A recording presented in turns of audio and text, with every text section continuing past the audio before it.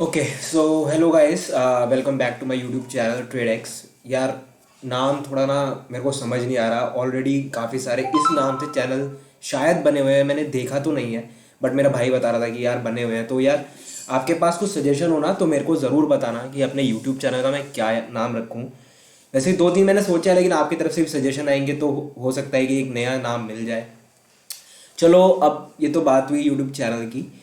तो अभी हम सीधा बात करते हैं मंडे क्या ट्रेड करने वाले हैं और कौन से स्टॉक्स हमारे मतलब ट्रेंड लाइन पे रहेंगे, और क्या ट्रेड करना चाहिए, क्या सेल करना चाहिए, क्या लॉन्ग पोजीशन होनी चाहिए, क्या शॉर्ट पोजीशन होनी चाहिए, वो सब अभी इसमें बात करेंगे। तो चार स्टॉक्स मेरे पास हैं अभी। और फिर हम इंडेक्स ट्रेडिंग देखेंगे, बैंक निफ्टी कह लो। वो चेक करेंगे कि उसमें क्या टारगेट सेट रहेंगे मंडे के लिए, एंड उसमें क्या करना चाहिए, कॉल बाय करना चाहिए, पुट बाय करना चाहिए, सेल करना चाहिए, वो सब अभी देखेंगे। तो सबसे पहला स्टॉक मेरे पास है रिलायंस का। तो रिलायंस देखते हैं। ठीक है।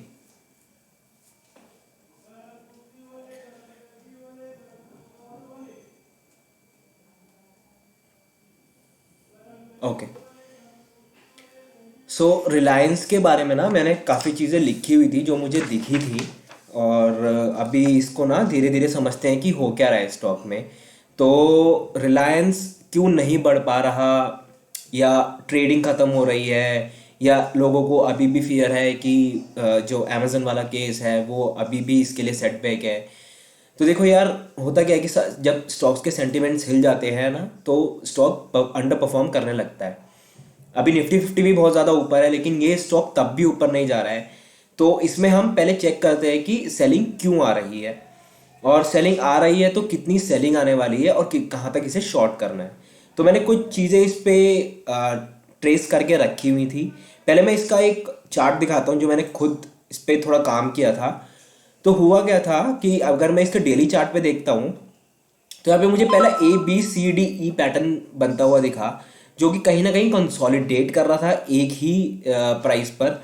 तो स्टॉक ने नो डाउट उस टाइम पर अच्छा खासा कंसोलिडेट किया, और उस टाइम लग भी रहा था कि अगस्त सितंबर के आसपास the stock will give a major breakout और 2500 के ऊपर जाएगा। बट ऐसा नहीं हुआ। स्टॉक कंसोलिडेट किया। ट्रेडर्स जो थे काफ़ी बेयरिश थे क्योंकि प्रॉफिट बुकिंग चालू हो गई थी। उसके बाद उसने ब्रेकआउट दिया। तो सितंबर मिड के बाद उसने दोबारा रीटेस्टिंग के लिए गया 2500 का टारगेट के लिए, but it failed, got rejected and came down. यहाँ पे हेड एंड शोल्डर पैटर्न दिखा, inverted head and shoulder, the stock fail, again fail, same चीज़ मिली, सेम बेस लाइन पे था। तो अभी हो क्या रहा है कि इस जगह से स्टॉक इस जगह से काफ़ी बार रिजेक्ट हो चुका है। यहाँ रिजेक्ट हो चुका है, और यहाँ तो रिजेक्शन चल ही रहा था। लेकिन उसके बाद जब सिमेट्रिकल ट्रायंगल ने ब्रेकआउट दिया, उसके बाद वो भागा, नो डाउट अपसाइड में भागा, अपवर्ड ट्रेंड में था। लेकिन अभी क्या हो रहा है कि दोबारा से ABCD पैटर्न मेरे को देखने को मिला है। तो जो मेरा इसमें सेलिंग का टारगेट है वो 1895 या 1900 के नीचे कह लो। टू बी प्रिसाइज 1895 ही रहेगा, क्योंकि उसके बाद भी बाउंस बैक मार सकता है। तो ये कुछ इसका बेस बनाया हुआ है इसने। इसको मैं थोड़ा डार्क करता हूँ। ये यहाँ पे कुछ बेस बना के चल रहा है। ये ब्रेक तोड़ने के बाद अगर ये बेस तोड़ देगा और ये ब्रेक करता है यहाँ से, तो इतना टारगेट तो मेरे को पता है कि 1735 1740 के आसपास ये जाएगा इंट्राडे के लिए। या 50-40 पॉइंट्स का टारगेट लेके चलना, ज़्यादा मत लेना। हो सकता है बाउंस बैक कर जाए, सेंटिमेंट्स हाई हो जाए। तो इसके ये तो हो गए शॉर्ट पोजीशन। लॉन्ग पोजीशन में क्या करना है, देखो लॉन्ग पोजीशन में तो हमें बाय करना है इस ट्रेंड के ऊपर। यानी कि जब तक 2000 का ब्रेकआउट नहीं देता आप बाय मत करना, फंस जाओगे ट्रेड में। ना तो ज़्यादा पॉइंट की मूवमेंट ले पाओगे, और शेयर यहीं पे कहीं पे कंसोलिडेट करता रह जाएगा। हो सकता है अभी क्या होता है कंसोलिडेशन में, 10 दिन, 1 महीना, 2 महीना, 10 महीने, 2 साल, 3 साल होता है। हुआ क्या था रिलायंस के केस में, हमें भी पता है कि 2008 से लेके 2015 तक, 2016 तक शेयर सिर्फ कंसोलिडेट कर रहा था, एक ही प्राइस पे घूम रहा था। ना तो उसने डाउनवर्ड ट्रेंड दिया, ना तो उसने अपवर्ड ट्रेंड किया। तो हो सकता है ये शेयर कंसोलिडेट कर जाए। अभी इसके मैं डेली चार्ट पे आता हूँ, हम ट्रेडिंग व्यू में देखते हैं। देखो मैंने फिबोनाची रिट्रेसमेंट इस पे लगाया है। फिबोनाची रिट्रेसमेंट में क्या है कि द स्टॉक जो अपने लोअर हाइस पे था, लोअर हाइस पे उसने मेरे को जो मूवमेंट मिली है वो कहीं ना कहीं सेलिंग के लिए इस टारगेट के नीचे जाना चाहिए जो मेरे को अभी दिख रहा है, क्योंकि इस ट्रेंड लाइन पे अभी घूम रहा है। अगर ये ट्रेंड लाइन यहाँ से ब्रेक करता है 1940 के बाद से, तो 1900 नो डाउट 40 पॉइंट्स की आपको शॉर्ट सेलिंग देखने को मिलेगी, क्योंकि इस चीज़ को वो रीटेस्ट करने के लिए दोबारा आएगा ही आएगा, अगर मैं डेली चार्ट के ऊपर देखूँ तो। अब सिमेट्रिकल ट्रायंगल था, डाउनवर्ड ट्रेंड में था, अभी सिमेट्रिकल ट्रायंगल इसमें बना है। लेट्स सी कि मंडे स्टॉक खुलता है या तो अपवर्ड, पहले सब कुछ क्लियर करता हूँ मैं यहाँ से। ओके, तो सिमेट्रिकल ट्रायंगल जो ये ट्रेंड लाइन फॉलो कर रहा था, मान लो ये ट्रेंड लाइन है इसकी, हम वीक टू वीक पे जाएंगे अभी, तो मान लो ये थोड़ा सा अपवर्ड साइड में मूवमेंट दे देता है, यहाँ कहीं यहाँ कहीं यहाँ कहीं मूवमेंट देता है, ठीक है। तो उस केस में क्या करेंगे कि इस स्टॉक को इस पॉइंट के ऊपर खरीदेंगे, 2000 के ऊपर, 2000 के ऊपर इसमें बाइंग आएगी, अच्छी बाइंग आएगी। कहाँ तक आएगी वो भी बता देता हूँ। अगर मान लो ये ट्रेंड लाइन ब्रेक कर देता है अपनी 2000 की, और तो हमें पहला हमारा टारगेट रहेगा ये 2080 के आसपास, और जो सेकंड टारगेट रहेगा वो रहेगा ये 2200 2190 के आसपास। लेकिन अगर इसमें सेलिंग में देखने को मिलती है, सेलिंग देखने को कब मिलेगी, जब ये ट्रेंड लाइन ब्रेक करेगी 1900 के आसपास की। 1900 के आसपास ब्रेक करते ही stock will face a downward trend.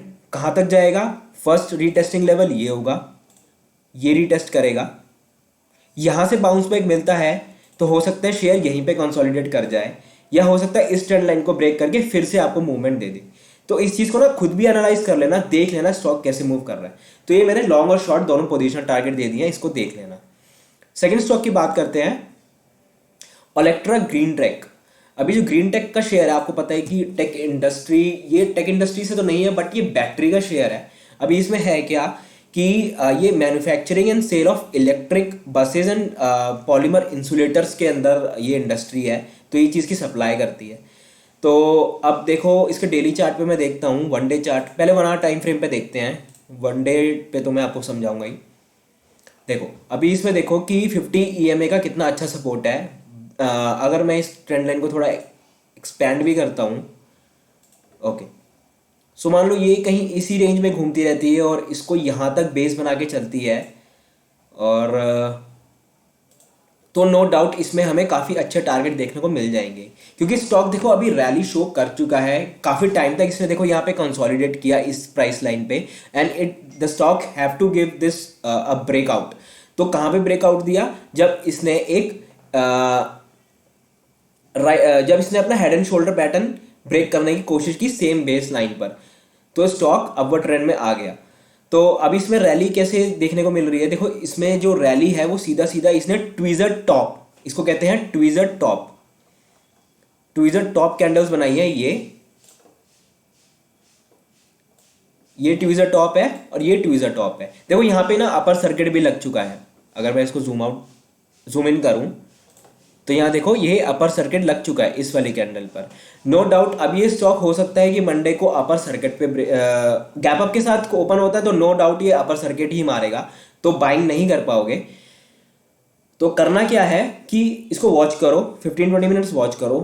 हल्की सी सेलिंग प्रेशर आता है तो जिस भी प्राइस पे आएगा, देखो अभी 107 पे चल रहा है, इसका 52 वीक हाई शायद 200 के आसपास है।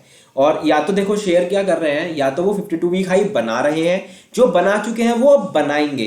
तो आपको क्या करना है, जो बना चुके हैं उसमें इंट्राडे करना है, क्योंकि वो स्टॉक कम से कम, देखो ये क्या है कि ये मिड कैप का शेयर है, ठीक है। तो मिड कैप के शेयर में मान लो 2% भी बढ़ता है, यानी कि 100 रुपये का स्टॉक है और 2% यानी कि 2 रुपया हो गया। तो 2 रुपये के हिसाब से आप अगर मान लो इसकी 200 क्वांटिटी उठाते हो, 150 क्वांटिटी उठाते हो, तो आपके इंट्राडे के टारगेट आराम से 600, 400, 500 इतने के आसपास आपको पैसा मिल जाएगा। तो आपको एक स्टॉक नहीं लेना है, 2-3 स्टॉक लेके चलना, तभी आपके 1500 दिन के 2000 ऐसे बनते हैं। लॉन्ग पोजीशन में तो है ही, आप इसको फरवरी तक होल्ड करो, आराम से 170-180 का टारगेट मिल जाएगा। अभी इसमें करना क्या है, देखो ये स्टॉक अपर सर्किट लग के ही चल रहा है। देखो अभी इसने गैप फिल नहीं किया है, हो सकता है ये रीटेस्टिंग के लिए आए और ये जो गैप है यहाँ से और ये यहाँ से यहाँ तक का गैप फिल करने एक बार आए तो स्टॉक क्या करेगा, इस ट्रेंड लाइन में थोड़ा कंसोलिडेट हो सकता है, लेकिन नो डाउट ये ऊपर की साइड ही ब्रेकआउट देगा और अपना रीटेस्टिंग के लिए दोबारा अलग अलग लेवल्स पे जाएगा। अगर मैं इसके वन डे टाइम फ्रेम पे बात करूं तो देखो वन डे टाइम फ्रेम पे क्या है, पहले तो सारी ड्राइंग्स हटाते हैं। देखो वन डे टाइम फ्रेम पे ये वाला लेवल तो उसने टेस्ट कर लिया है 107 का। नेक्स्ट टेस्टिंग इसकी 124 की रहेगी और इंट्राडे के लिए आप ये लेवल्स के लिए टेस्ट कर सकते हो। ये 114 यहाँ से भी अगर 7-8 रुपए की मूवमेंट मिल जाती है स्टॉक में तो बुरा नहीं है। आपके पास 100 स्टॉक है, 7-8 रुपए दिन का बढ़ता है, आप 700-800 लेके एग्जिट कर देना। ये तो हो गई स्टॉक, मतलब क्वांटिटी के ऊपर डिपेंड करते हैं। स्टॉक्स में क्या आप इंडेक्स तो डेरिवेटिव्स तो खेल नहीं रहे, तो इसमें तो इतना मूवमेंट मिलेगा नहीं। तो आपकी सारा क्वांटिटी का खेल है, जितना क्वांटिटी आप बढ़ाओगे उतना ज़्यादा आपको प्रॉफिट होता रहेगा।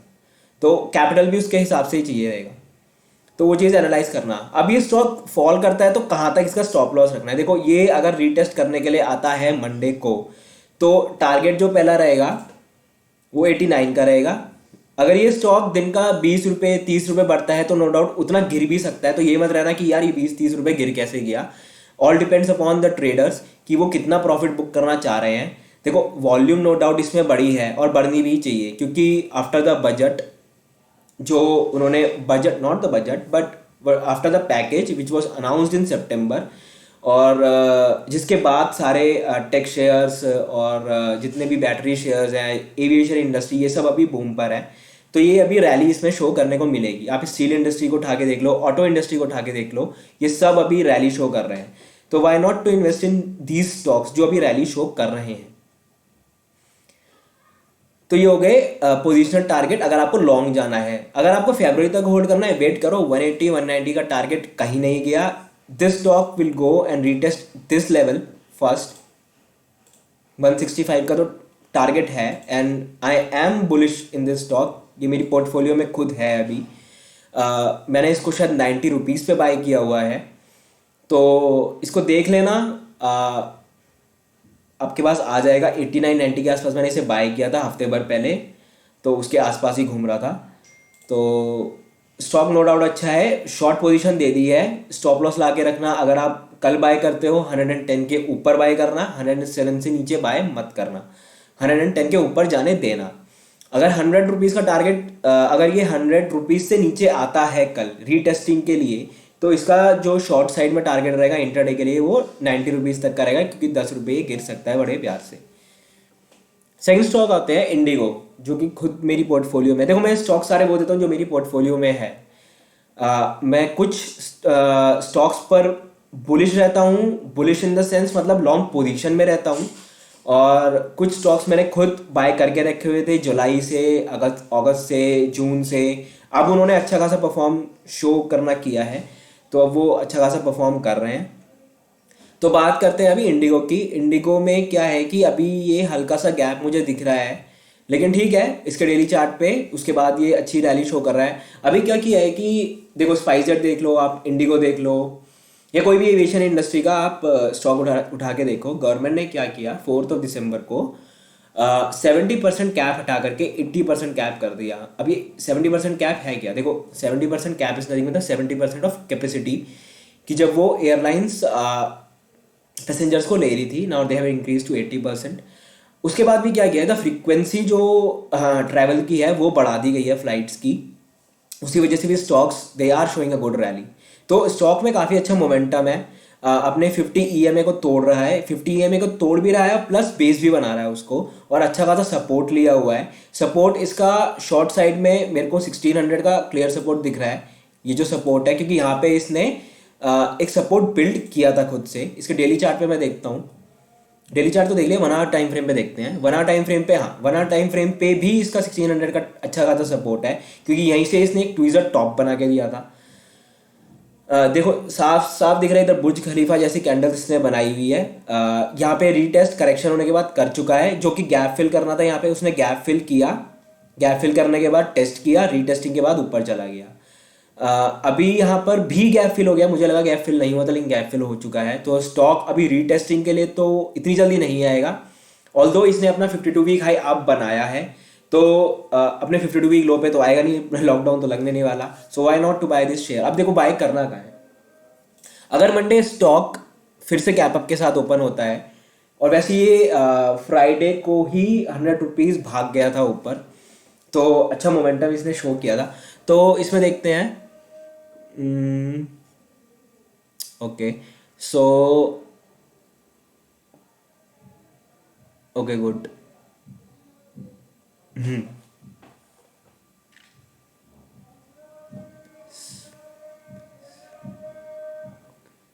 ओके, सो इसको बाय करना, आप अगर आप बाइंग पोजीशन के लिए जा रहे हो, try to buy this stock above this 1745।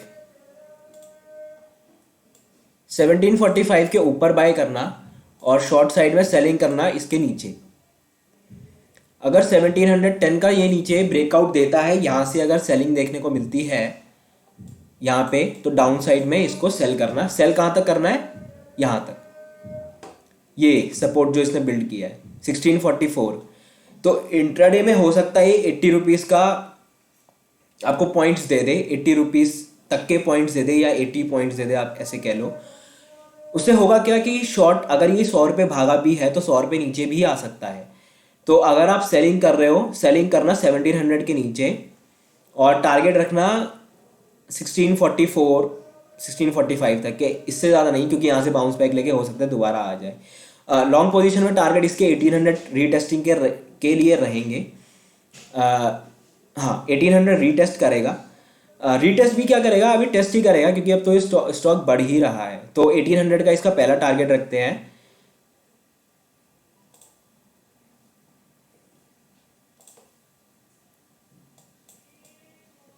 $1800 का पहला टारगेट रहेगा यहाँ कहीं, और सेकंड टारगेट रहेगा 1850 कुछ यहाँ। अगर अभी भी थोड़ा डाउट लग रहा है तो इसके हम फिबोनाची रिट्रेसमेंट से पहला देखते हैं कितना टारगेट निकल के बनता है। इसके मैं फिबोनाची रिट्रेसमेंट से 50% और 70% मूवमेंट देखूंगा।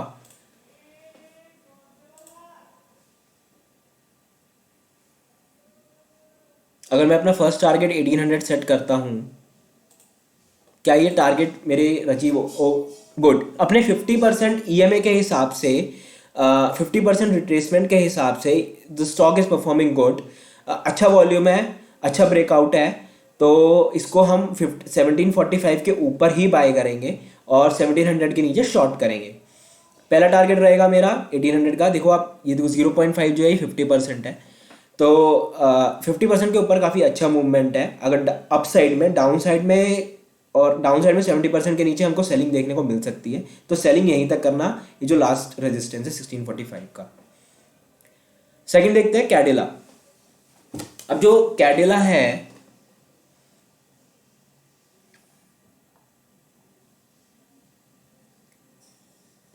ओके, कैडिला ने क्या किया है, अगर आप 1 आवर टाइम फ्रेम पे देखते हो, ये वाले जो लेवल्स हैं इस पे अच्छी खासा इसने रीटेस्ट किया है, प्लस सपोर्ट बनाया है। और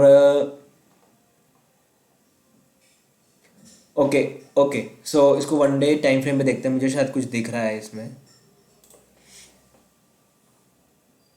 या राइट। तो यहाँ पे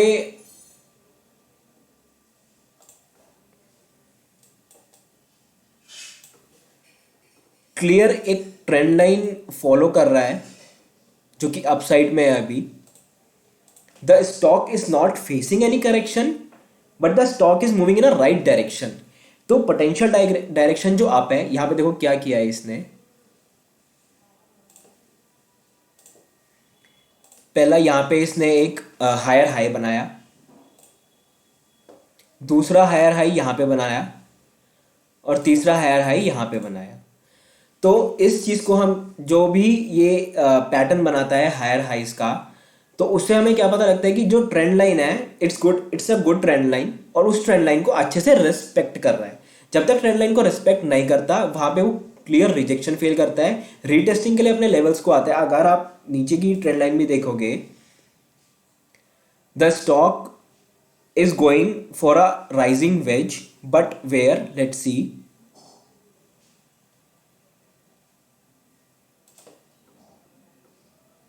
somewhere here,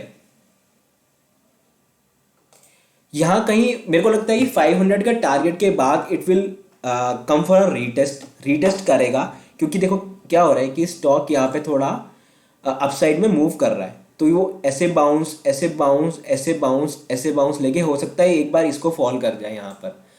तो इसमें कोई डरने वाली बात नहीं है। 500 तक का टारगेट तो अभी तक तो मुझे दिख रहा है, तो आप 475 के ऊपर बाय करना और 25 पॉइंट्स की मूवमेंट ले लेना। अगर ये गिरता है तो, अगर ये गैप डाउन के साथ ओपन होता है, देखो क्या है कि इंडिया में 3 ही कंपनी है जो वैक्सीन प्रोड्यूस कर रही हैं, जिसे हम स्वदेशी वैक्सीन कह रहे हैं। पहला कैडिला है, दूसरा आपका एस्ट्राजेनेका है, और तीसरा है भारत इम्यूनो की जो वैक्सीन है वो उस पर काम कर रही है।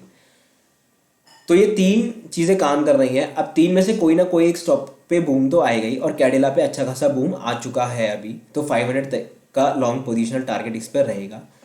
इंट्राडे के लिए 500 से नीचे 490 के आसपास इस पर ट्रेड कर लेना, 15-25 पॉइंट्स की मूवमेंट ले लेना, इससे ज़्यादा मत लेना। शॉर्ट साइड में इसके जो टारगेट रहेंगे वो यहाँ पे रहेंगे, इस लेवल को टेस्ट करने आ सकता है जो इसने एक लोअर हाई बनाया है 440। 420 की मेरी परचेज है, तकरीबन 150-160 शेयर्स मेरे पास हैं अभी, क्योंकि मैंने एवरेज आउट कर दिए थे, तो 420 की मेरे पास परचेज है। 471 अभी चल रहा है, 500 का मेरा खुद का टारगेट है। अगर 500 नहीं टेस्ट करता तो I will exit this trade around 460। Retesting के लिए 440 आएगा, देन आई अगेन परचेज, क्योंकि मुझे पता है कि यहाँ से बाउंस बैक ज़रूर लेगा। तो ये तो हुई। अब बात करते हैं सीधा बैंक निफ्टी की।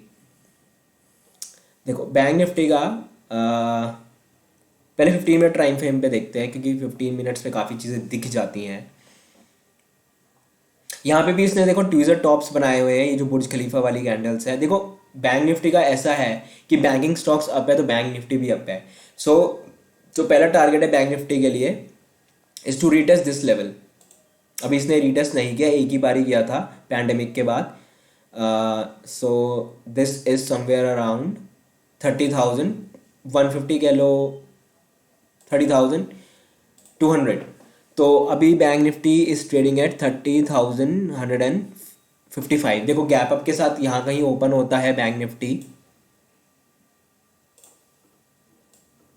यहाँ कहीं ट्रेड करता है, तो नो डाउट इसको गैप फिल करने के लिए आएगा। हो सकता है एक बार ये वाला लेवल भी रीटेस्ट कर ले।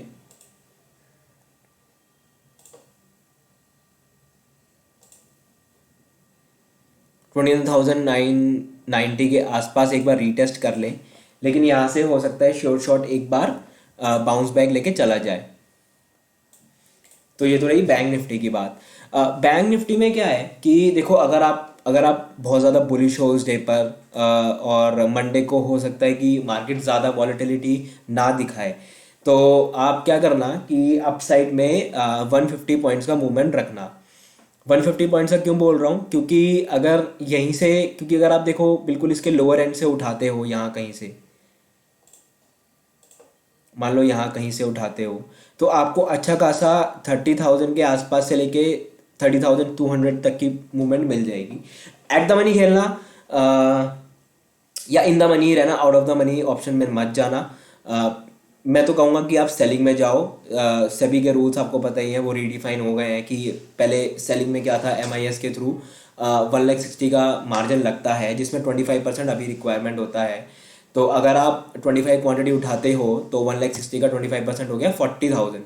तो 40,000 के कैपिटल पे आप ये ऑप्शन सेल कर सकते हो। लेकिन अभी धीरे धीरे वो चीज़ भी हटने वाली है, उसके ऊपर भी एक मैं वीडियो बनाऊंगा कि ट्रेड ऑप्शंस में जो MIS लग रहा है सेबी के अकॉर्डिंग वो कैसे लग रहा है, उसमें क्या करना है। मैं ज़्यादा सेलिंग करता हूँ नहीं, या तो मैं पुट बाय करता हूँ या मैं कॉल बाय करता हूँ। और मैं कम लॉट से ही खेल रहा हूँ। अब मैं उतनी बड़ी बड़ी ट्रेड नहीं कर रहा कि हाँ मुझे एक एक दिन में काफ़ी अच्छा खासा प्रॉफिट हो रहा हो। मैं स्टॉक्स में अभी थोड़ा ज़्यादा एक्टिव हूँ, इंडेक्स ट्रेडिंग में कम कर रहा हूँ, लेकिन मैं इंडेक्स को वॉच ज़रूर कर रहा हूँ रोज़। एक हफ्ते से मैंने बहुत कम ट्रेड लिया है। फ्राइडे को मैंने ट्रेड ली थी ऑप्शंस की, and I was in a winning trade, but my entry was good, but my exit was very bad। तो मैं कुछ ज़्यादा प्रॉफिट खास कुछ कर नहीं पाया। एक ही लॉट लिया था मैंने, ज़्यादा लॉट नहीं लिया था। एक लॉट मतलब 25 क्वांटिटी से ही खेला था। तो शॉर्ट साइड में देखो, रीटेस्टिंग के लिए तो 30,000 का लेवल है ही। सेलिंग ज़्यादा आती है तो this will be the final level 29,700। एक बार फिर से इसको रीटेस्ट करेगा। यहाँ से वो 2 बार 3 बार रिजेक्ट होकर ऊपर जा चुका है, तो आई डोंट थिंक कि 29,400 का वो वापस आएगा, क्योंकि क्या हुआ था कि फ्राइडे को 29,413 का उसने गैप फिल किया था, और उस गैप फिल करने पर ही मैंने 30,000 में कॉल ऑप्शन लिया था। मैं कम पॉइंट्स की मूवमेंट लेके निकल गया था, बट मेरे को वो एक्चुअली लॉन्ग ट्रेड थी। मेरे को पूरे दिन तक उसमें रहना था, बट आधे घंटे में मैं बाहर हो गया था। तो कभी कभी मैं ऐसी बेवकूफ़ वाली ट्रेड कर देता हूँ। पता नहीं रहता कि कभी कभी कभी मतलब दिमाग से निकल ही जाता है कि मतलब कितना देर तक रहना, क्या रहना है। लेकिन आप थोड़ा मार्केट समझ में आ रहा है, ये गेम है, पूरी गेम समझनी पड़ती है। तो होप ये वीडियो आपको अच्छी लगी हो। जो स्टॉक्स बताए हैं उनको एक बार खुद से एनालिसिस कर लेना, पढ़ लेना कितना टारगेट आपको लगता है कि आप अपनी कैपिटल के साथ ले सकते हो। वीडियो अच्छी लगी तो लाइक शेयर कर देना, कमेंट करना हो कमेंट भी कर देना। Thank you so much.